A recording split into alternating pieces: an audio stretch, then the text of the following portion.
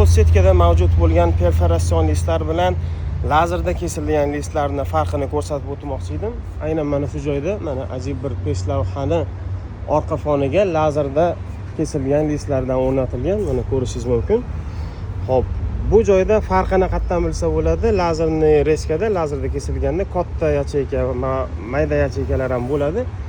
Bu ya'ni lazerda kesilgan. Va endi esa aynan mana shu joyda o'zida perforatsion listlardan qilingan yana bir ajib bir pech lavhani ko'rsatib o'taman. Farqini ya'ni aytib o'tganimdek bir xil emasligida bilsangiz bo'ladi. Bir xilda yacheykalar, bir xilda figuralar berilgan bo'lsa, bu perforatsion listlar bo'ladi. Mana bu joyda ko'rishingiz mumkin, bu joyda mana Hoffman brendini pech lavhasini fon qismiga qo'yilgan ekan. Mana 15 diametrda qalinligi, listning qalinligi 2 mm va 2 ga 1 ko'rinishda bo'ladi bu.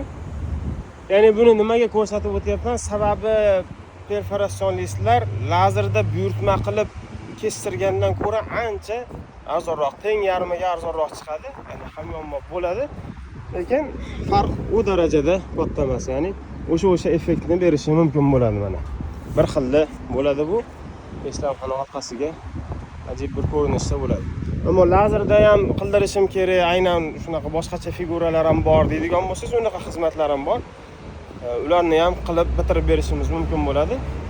Perforalistlarni bo'lsa bir necha turdagi, ya'ni yacheykalari bor. Mayda bundan 0.5 dan boshlab bo'ladi. Undan yuqorisi 20 diametrgacha. Hamda boshqacha to'rtburchak yoki oval ko'rinishdagi listlarimiz ham mavjud.